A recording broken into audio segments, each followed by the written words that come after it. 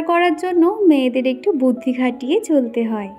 আমরাও কিন্তু গৃহিণীরা কোনো অংশে কম নয়, আমরাও কিন্তু ঘরে বসে খুব সহজে টাকা ইনকাম করতে পারি। তো হ্যালো বন্ধুরা, গুড মর্নিং। কেমন আছো তোমরা সবাই? আশা করছি সবাই খুব ভালো আছো। আজকের আমার এই যে সকালটা রান্নাবান্না দিয়ে শুরু করছি। ইদানিং তো দেখছো চিকুর পাপাকে এখন লাঞ্চে কোনো রকম টিফিন দিই না, ভাত তরকারি বানিয়ে দিই, সেই রকমই আর কি আজকের দিনটাও। তো আজকে রান্না করব দই কাতলা আর একটু সয়াবিনের ঝোল করব। এটাই ছিল দুপুরে রান্নাবান্না। আর সাথে করব একটু চাটনি। কয়েকদিন ধরে মিষ্টি আনা হয়েছিল, রসগোল্লার শিরাগুলো না ফ্রিজে ছিল, তো ভাবলাম সেগুলো সবটা দিয়ে একটু চাটনি বানিয়ে নিই। চাটনিতে দেখেছি একটু রসগোল্লার যে শিরাগুলো হয় সেগুলো দিতে টেস্টটা কিন্তু একটু অন্যরকম হয়, ভালোও লাগে। আর আমাদের জন্য যেহেতু দই কাতলা হয়েছে একটু ঝাল ঝাল করে করেছি, আর সয়াবিনটা তো যেহেতু চিকু খাবে সেই জন্য কিন্তু ঝাল একদমই দেবো না, মোটামুটি অল্প কয়েকটা কাঁচা লঙ্কা দেবো, তাতে যা ঝাল হয় হবে, কেননা বেশি ঝাল হলে চিকু আবার খেতে পারবে না। আমাদের বাড়িতে যখন এরকম একটা কিছু রিচ খাবার দাবার হয় তার সঙ্গে এরকম সাদা মাঠটা একটু ঝাল কম দিয়ে কিছু একটা রান্না করতে হয় চিকুর জন্য। চিকু কিন্তু এখনও অতটা ঝাল খেতে শেখেনি, তবে দই কাতলা থেকে ওখান থেকে একটা মাছ দিয়ে দেব, আর এই সয়াবিনের ঝোলটা হলে দুপুরে ওর খাওয়া দাওয়া খুব ভালো করে হয়ে যাবে। আর আমার কোনো এক বোনও জানতে চেয়েছিলে, দিদিভাই তুমি যে এই যে চুলাটা রেখেছো সেই জায়গাটা কি কাঠের বানানো? না গো, এটা হচ্ছে কি মার্বেল পাথর দিয়ে এরকম সেলফ করা রয়েছে, তার উপরেই কিন্তু আমি রান্নাবান্না করি। হয়তো তুমি একটু দেখতে ভুল করেছো, তোমার কাছে কাঠের মনে হয়েছে, তবে এটা কিন্তু মার্বেল পাথর দিয়েই করা। আর সঙ্গীতা দিদিভাই বলেছো, দীপা তোমার ভিডিও দেখতে আমার খুব ভালো লাগে, আর চিকুর জন্য অনেক ভালোবাসা রইল, তোমার পরের ভিডিওতে আমার নাম নিও। এই যে দিদিভাই তোমার নাম বলে দিলাম। আর এখন শীতের ছোটোবেলা তো কোথা দিয়ে সময় চলে যায়, তবে না একটা কিন্তু আমার অনেক উপকার হয়েছে। আগে যেরকম সকালে একটা টিফিন বানাতে হতো, বেলার দিকে রান্না বান্না, ঘরের কাজকর্ম, চিকুর স্নান করানো, খাওয়ানো, সাথে ইউটিউব ভিডিও শ্যুট, এডিটিং সব মিলিয়ে না আমি নিজের দিকে তাকানোর সময় পাচ্ছিলাম না। তবে এখন করে একদম সকালে উঠে যেহেতু রান্নাবান্না সেরে নিই, এতে কি হয় ভাতও হয়ে যাচ্ছে, বেলার দিকে যে ভাবি যে চিকুকে কী খাওয়াবো এখন কিন্তু সেটা আর করতে হয় না। এই যে একটু ভাত সকালবেলা ওকে দিয়ে দিই, ঘি আলু সিদ্ধ ভাত ওরও হয়ে যায়, আমারও হয়ে যায়, এদিকে রান্নাবান্নাও হয়ে থাকলো, অনেকটাই কাজের সুবিধা। এইভাবেই কিন্তু আমার কাজটা অনেক সুবিধা হয়েছে। এখন সকালে আর কোনো রকম টিফিনের ব্যবস্থা না করলেও কিন্তু হয়ে যায়। আর এদিকে তোমাদের সাথে কথা বলতে বলতে আমি চাটনির মধ্যে কিন্তু শিরাটা দিয়ে দিয়েছি, তো ওদিকে চাটনিটাও হয়ে গেছে। আর সয়াবিনটা এবার নামিয়ে নেবো, একটু ঝোল ঝাল রেখেছি যেহেতু দই কাতলা একদম মাখা মাখা করেছি, তো সেই কারণে আর কি। তো সমস্ত রান্নাবান্নাই আমার হয়ে গেছে। আর তারপরে আমি অফ ক্যামেরাতে দই কাতলাটাও সেরে নিয়েছিলাম, তখন আর সেটা ক্যামেরা বন্দি করতে পারিনি। তো এদিকে চাটনিটাও রেখে দিচ্ছি, আর সয়াবিনটাও সুন্দর করে এইভাবে মুছে মুছে রেখে দিই, তাহলে কি হয় একদম কোনো শুকিয়ে যায় না, তো বাটিতে দেখবে কেমন একটু বাজে দেখতে লাগে। এই যে তরকারির বাটিগুলো মুছে মুছে নেওয়া, এই জিনিসটা কিন্তু আমি আমার শাশুড়ি মার কাছ থেকে শিখেছি। আর দই কাতলাটা দেখতে যেরকম সুন্দর হয়েছে, খেতেও কিন্তু দুর্দান্ত হয়েছিল। গরম গরম ভাতে কিন্তু এরকম দই কাতলা থাকলে আর কিছুই লাগে না। সকালে যে কি তাড়াহুড়ো করে আমি রান্নাবান্নাগুলো সারি কি বলবো তোমাদের। সকালে কিন্তু উঠেই আমি রান্নার ঘরে ঢুকে যাই, কোনো দিকে না তাকিয়ে। রান্নাবান্না হয়ে গেলে কিন্তু তারপর টুকটুক করে কাজকর্ম করতে থাকি। আর এরই মধ্যে দেখলাম আমাদের চিকুও ঘুম থেকে উঠে পড়েছে, ওর পাপা ওকে ব্রাশ করিয়ে মুখটা ধুয়ে দিয়েছে, আর এখন আমি ওকে একটু জল বিস্কুট খাইয়ে দিচ্ছি। আর মুখটা এমন করছে না, ওকে দেখেই আমার হাসি পাচ্ছে।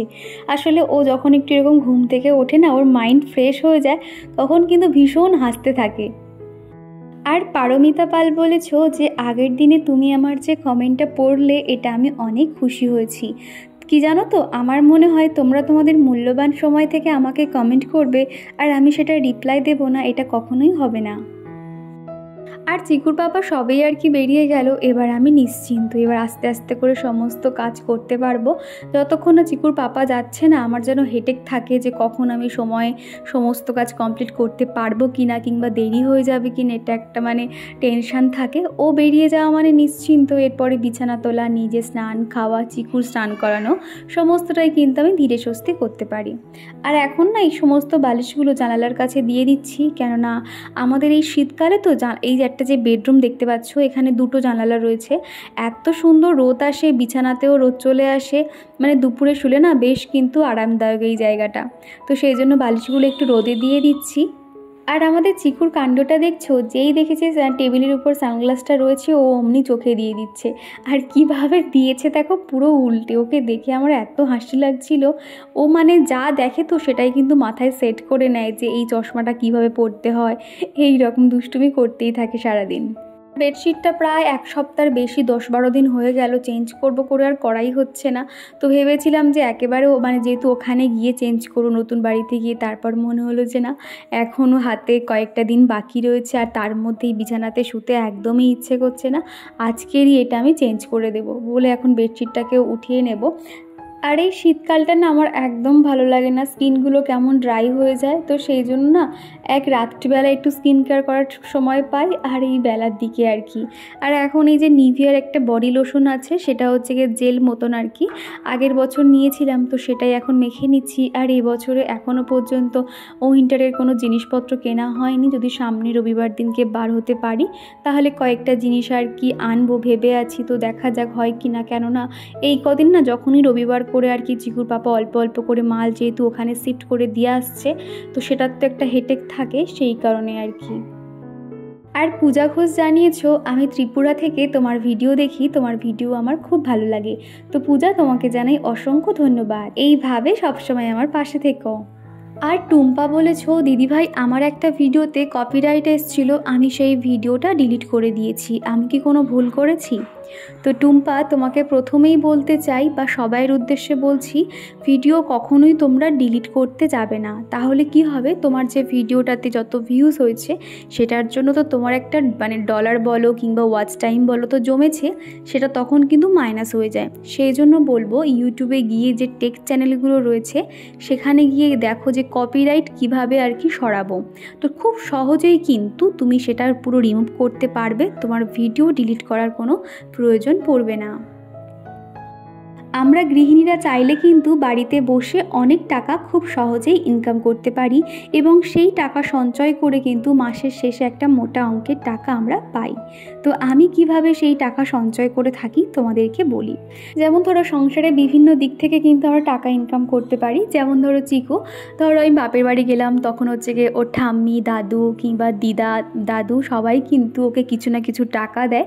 কিংবা প্রথম যখন ওর একদম ছোট থেকে ধরো সবাই যখন ওকে প্রথম দেখতে আসে, মানে বাচ্চারা দেখবে ওদের হাতে কিছু অন্তত টাকা দেয়। তো সেই টাকাগুলো তো ছোট, ও কিন্তু খরচ করতে পারে না, তখন সেই টাকাগুলো কিন্তু আমি জমিয়ে জমিয়ে রেখে দিই। এবার যদি সে অনেকটা বড় হতো তাহলে হয়তো তার কিছু একটা জিনিস কিনে দিতাম বা কিছু করতাম। তো এই একটা দিক হলো টাকা আমরা রাখতে পারি। দ্বিতীয়ত হলো ধরো আমাদের বাড়িতে মাসে যে দুধ নেওয়া হয়, তো সেখানে আমি আমার হাজব্যান্ডের কাছ থেকে চেয়ে নিই 600 টাকা, কিন্তু আলটিমেট সেখানে আমার লাগে 350 টাকা মতন কিন্তু লেগে যায়। প্রত্যেক দিন 1 পা করে আমরা দুধ নিই। এছাড়া যখন আমি বাপের বাড়ি যাই তখন কিন্তু চিকুর পাপা আমাকে কিছু হাত খরচ দেয়, যেহেতু ওখানে 10-12 দিনের জন্য যাই। কিন্তু তবে সবসময় তো বাপের বাড়ি গিয়ে চুপচাপ ঘরেই থাকি, খুব একটা তো বাইরে বার হওয়া হয় না। তো ওই টাকাগুলো কিন্তু সবটাই খরচ হয় না, অনেক টাকাটা কিন্তু থেকে যায়। সেই টাকাটাও কিন্তু আমি খানিকটা সঞ্চয় করে রেখে দিই। সেটা নয় আমার পার্সের মধ্যে রেখে দিই কিংবা আমার যে একটা ভান্ডার রয়েছে তার মধ্যে কিছু টাকা আমি রেখে দিই। সত্যি কথা বলতে সবসময় তো আমি বাড়িতে থাকি, আমার কিন্তু সেরকম একটা খরচ হয় না। হ্যাঁ, এবার যদি বাড়ির সামনে একটা কোনো দোকানদার এলো কিংবা 100 টাকাওয়ালা এলো, তখন হয়তো কয়েকটা জিনিস কিনি, সেই খরচ। আমি তো কখনো কোনো মানে একা মানে মার্কেটে যাওয়া বা জিনিসপত্র কেনা এগুলো তো হয় না, সেই জন্য কিন্তু বেশিরভাগ টাকাটা আমি সঞ্চয় করে নিতে পারি। এছাড়া দেখা যায় বাড়ির কাছে যখন একটা সবজি কাকু আসে সবজি বিক্রি করতে, ওনার কাছ থেকে হয়তো খানিকটা সবজি কিনেছি এবং রাতে যখন চিকুর পাপা আসে তখন হয়তো বললাম আমি 200 টাকার সবজি কিনেছি, তুমি আমাকে টাকাটা দিয়ে দাও। বা কিছু হয়তো আমি কিনলাম 60-70 টাকার সবজি আর সেখানে আমি হয়তো বললাম 200-250 টাকা। এইভাবে কিন্তু একটু একটু করে আমরা টাকা সঞ্চয় করতে পারি। তবে কিন্তু তোমরা কখনো খারাপ ভেবো না যে আমি এটা মিথ্যে কথা বলে টাকাটা নিচ্ছি। তবে কি জানো তো, এই টাকাগুলো নিয়ে তো আমি কোনো বাজে খরচ করছি না, আমি কিন্তু আমার সংসারেই সেই টাকাটা লাগাবো এবং সেই টাকাটা কিন্তু আমি সেই জন্যই সঞ্চয় করছি, যাতে একটা সময় সেই টাকাটা অনেক হয় এবং সেটা দিয়েই আমি সংসারের যে কোনো কাজে সেই টাকাটা আমি লাগাতে পারি। আমার মনে হয় একটা কিছু ভালোর জন্য মাঝে মধ্যে যদি আমরা মিথ্যার আশ্রয় নিই তাতে কিন্তু মন্দ হয় না। আর এমনিতেও কিন্তু আমার কোনো বাজে অভ্যাস নেই যে আমি কোথায় ক্রিম, প্রোডাক্ট, জামা কাপড় এই সমস্ত কিনবো। হ্যাঁ, আগে একটা সময় আমি প্রচুর খরচ করেছি, প্রচুর জিনিসপত্র কিনেছি, টাকা উড়িয়েছি। তবে কিন্তু বিয়ের পর থেকে আমি সেই জিনিসটা কিন্তু অনেক সাশ্রয় করতে শিখেছি এবং অনেক আমি নিজেকে চেঞ্জ করেছি। আর একটা জিনিস কিন্তু আমার ছোটো থেকেই হ্যাবিট ছিল, টাকা জমানো। আগে কিন্তু ছোট ভান্ডার ছিল, মাটির ভান্ডার, সেই ভান্ডারে টাকা জমিয়ে আমি কিন্তু হয়তো কোনো ক্রিম কিনতাম বা কোনো জামা কাপড় কিনতাম। এই অভ্যেসটা কিন্তু ছোটো থেকেই ছিল। তবে সংসার জীবনে আসার পর থেকে কিন্তু এই ইচ্ছেটা যেন আরও বেড়ে গেছে।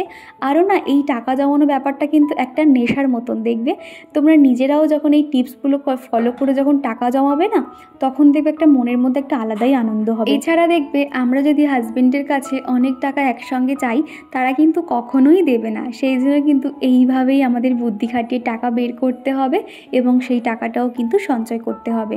আর এমনিতেও কিন্তু চিকুর পাপা যে খুব একটা হিসেবি সেও কিন্তু নয়, সে কিন্তু ভীষণভাবে টাকা ওড়ায়, যেগুলো আর কি মানে প্রয়োজন নেই। যেরকম ধর একটু দাম দিয়ে ফোন কেনা বা এছাড়া কিন্তু সংসারে অনেক সেগুলো টুকটুক করে খরচ করতে থাকে, অনলাইনে এটা সেটা অর্ডার করা। আমার মনে হয় দুটো মানুষের মধ্যে দুজন যদি একটু হিসেবি হয়, তাহলে তো সেই সংসারে আর কোনো কথা ভাবতেই হয় না। তবে একজন যদি একটু হিসেব ছাড়া চলতে থাকে, অপরজনকে তো হিসেবি হতেই হবে।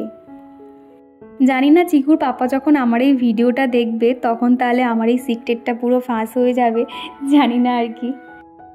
এছাড়া কিন্তু আমরা গৃহিণীরা কিছু কিছু উপায়ে আমরা টাকা সঞ্চয় করতে পারি বা সেভ করতে পারি। যেমন ধরো, যখন আমরা কোনো শপিং মলে যাব কিংবা কোনো মেলায় ঘুরতে যাব, তখন কিন্তু একটা টাকা আমাদের ফিক্সড করে নিতে হবে যে আমি যা কিছু কেনার বা যা কিছু খাওয়ার এই টাকার মধ্যেই কিন্তু আমাকে সারতে হবে। এইভাবেও কিন্তু আমরা টাকা হিসেব করে খরচ করতে পারি। দ্বিতীয়ত, প্রত্যেক মাসে দেখবে আমাদের ফোনে রিচার্জ করতে হয়।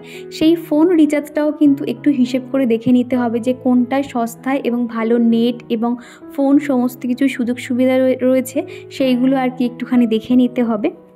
এছাড়া দেখবে আমরা যখন শপিং মলে যখন এটা সেটা শপিং করলাম, তখন দেখবে আমরা ক্রেডিট কার্ড কিংবা ডেবিট কার্ড দিয়ে আমরা আর কি টাকাটা দিয়ে থাকি।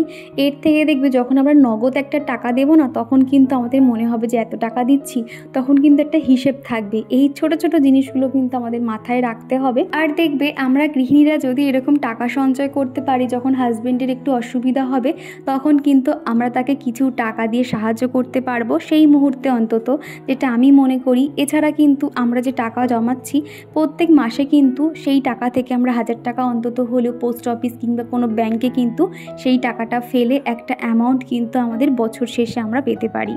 তো এই ছিল আমার নিজস্ব ছোট ছোট মতামত। জানি না তোমাদের কার কোনটা কাজে লাগবে, তবে আমার ক্ষেত্রে আমি এগুলো খুব ভালো করে প্রয়োগ করি এবং এতে কিন্তু আমার অনেক সাশ্রয় হয়। আমিও কিন্তু মাসের শেষে একটা মোটা টাকা জমাতে পারি। এছাড়া তো আমার ইউটিউব দিয়ে আমি আর্ন করতে পারি। সব মিলিয়ে কিন্তু ভগবানের কৃপা এবং আশীর্বাদে আমি কিন্তু খুব ভালো করেই আমার সংসারটাকে চালাতে পারি। আর এরই মধ্যে তো তোমাদের সাথে কথা বলতে বলতে প্রায় অনেক কাজ সেরে ফেলেছি। আর এখন এই যে দুপুরবেলা চিকুকে খাওয়াতে বসছি, ওর খাওয়ানো হয়ে গেলে তারপরে আমিও খেতে বসবো। আর দিদি ভাই বলেছো, দীপা আমি তোমার ভিডিও মুর্শিদাবাদ থেকে দেখছি, তোমার ভিডিও খুব ভালো লাগে। তো দিদিভাই তোমাকে জানাই অসংখ্য ধন্যবাদ। আর সুমি রানী বলেছো, দিদিভাই তুমি নতুন বাড়িতে কবে শিফট হচ্ছ? তো সুমি, আর বেশি দিন বাকি নেই, মোটামুটি ডিসেম্বরের 1 তারিখ থেকে কিন্তু তোমরা ওখানকার ভিডিও তোমরা দেখতে পারবে।